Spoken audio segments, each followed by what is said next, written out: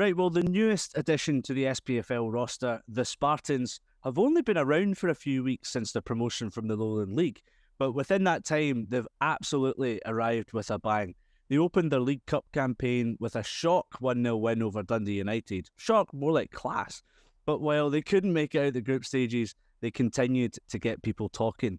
And not just about their football, they've got an already assembled young team leading the way on supporter culture and homemade tifos. So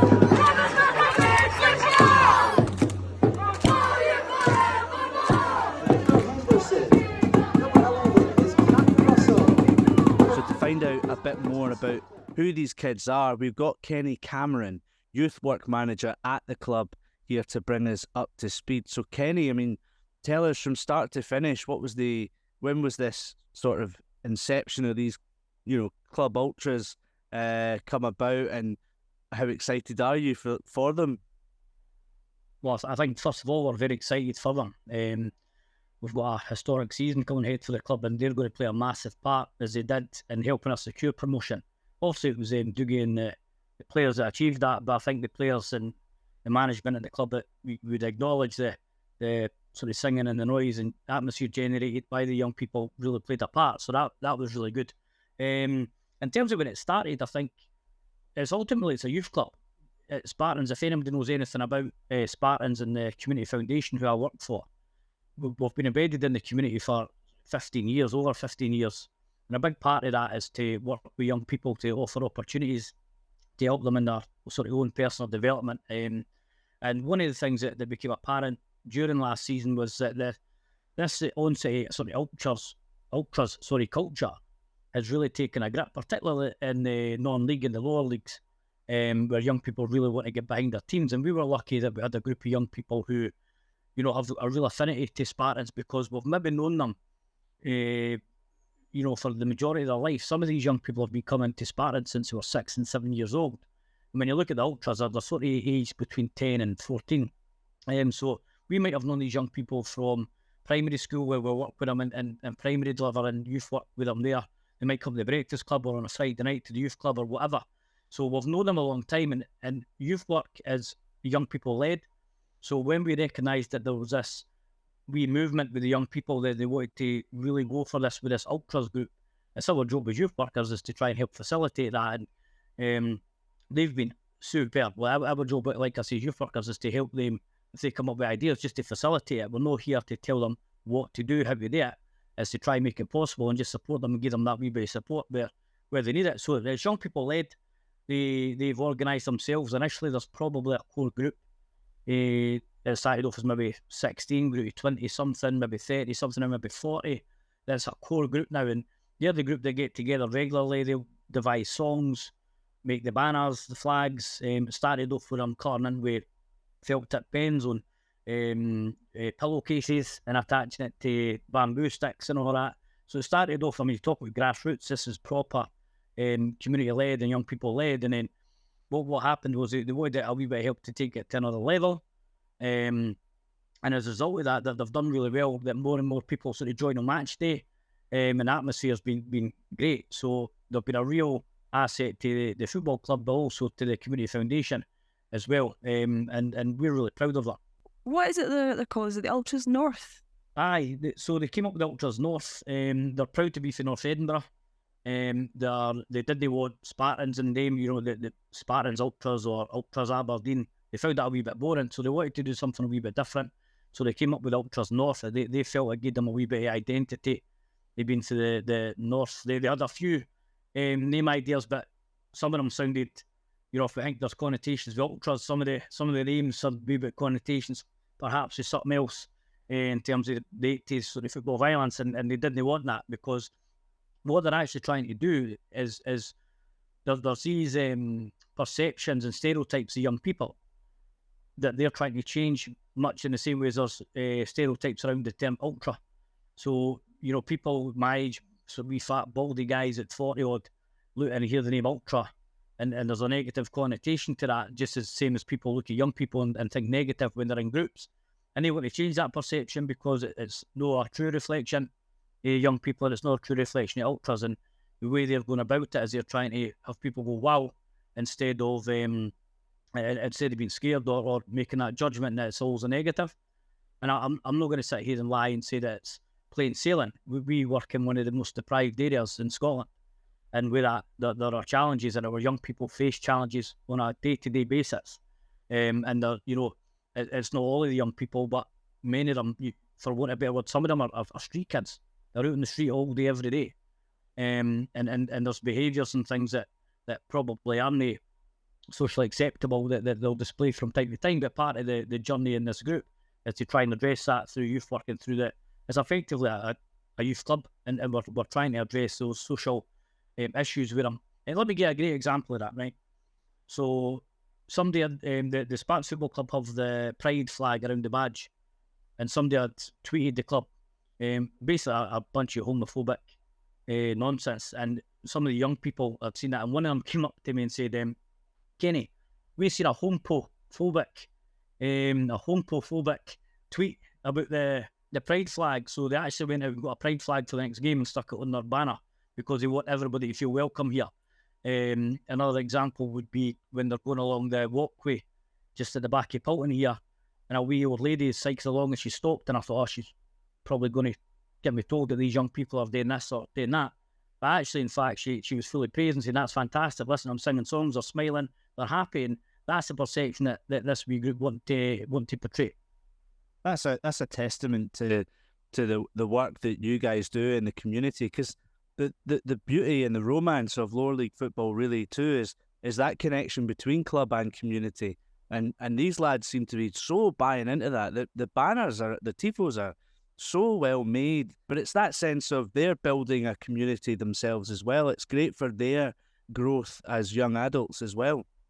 You're right, that connection between the community and their local football clubs is massive, and it's something we didn't want to lose as we progress into professional football. It's been a dream for so many people for so long, but the football comes second to the impact in the community, and that will always be the case. The people that work here wake up every day determined to make a difference in North Edinburgh, and the young people have bought into the success of the football club on the back of, like I say, the relationship that's been built over sort of 10, 15 years they've been here. So we want to, look, there's no denying if we can use it to build a fan base for Spartans going forward. We're in a tricky situation in Edinburgh where you've got the big clubs, you've got Hearts, you've got Hibs, you've got Edinburgh City to compete with, and then there's also your civil service strollers, your Craig Roystons. There's a lot of football clubs, so you're competing with a lot. And if we can, be these young guys, even second teams, that they come along to the home games and stuff, and hopefully then build a sort of fan base going forward for the clubs, then that would be fantastic. Kenny, what's the kind of process been like in terms of like fundraising, making the tifos? We actually, for the tifo that we had at the weekend, it's had some great feedback. We worked with Sarah Jane Embroidery, because one of the things that people don't see about this, they'll see the tifo, they'll comment on that and think that's great in terms of it's just at the football, but there's a wider thing to the Ultras group, and that, again, it's a youth work provision. So youth work by definition is informal learning. So what people won't see is, Sarah being in and working with young people, teaching them how to sew the fabrics together, and then designing how to make a proper circle by using something in the middle and the string and all this. And it's not something that I'm great at, but they learn that. But also tied to that, we've got a number of them young people perhaps aren't attending school maybe as much as they should, or maybe on part-time timetables, or maybe non-attenders. A lot of them have got seriously chaotic home lives. That's not for this discussion, but what we're finding is when, for example, when they'd done their first banner, it said North Edinburgh's football team. It was 10 metres long. It was one of the lyrics for one of the songs that they created. They worked out that to fit that onto the 10-metre banner, they had 33.3 centimetres to fit each letter into that banner. So there's maths right there. You know what I mean? I genuinely wouldn't have thought to do that. They worked out, right, okay, we want to get this looking good, so how many? They were doing some fundraising. You asked about that. People have really bought into what they're doing, so they've done a wee bit of fundraiser. They went in with buckets. People really supported that. They then counted the money, and they're counting money. There's numeracy. They're literally stacking money up and putting the 20 pences with 20 pences, and etc., and piling up and counting it, and then they're keeping a note of how much, because we're then banking it for them, so they're seeing that side of it. We don't want any of the young people getting, oh, you took that money and you went up to the key store and you bought sweeties and Prime and whatnot, you know what I mean, spent the money that we're fundraised, so it goes into the bank account. They then identify what flags they want to buy. We then get together, they design it on the laptop, they design the flags, we'll order it through the club account, so there's our transactions and it's all transparent, so they're learning that side. So there's so much. The songs, they've written a songbook.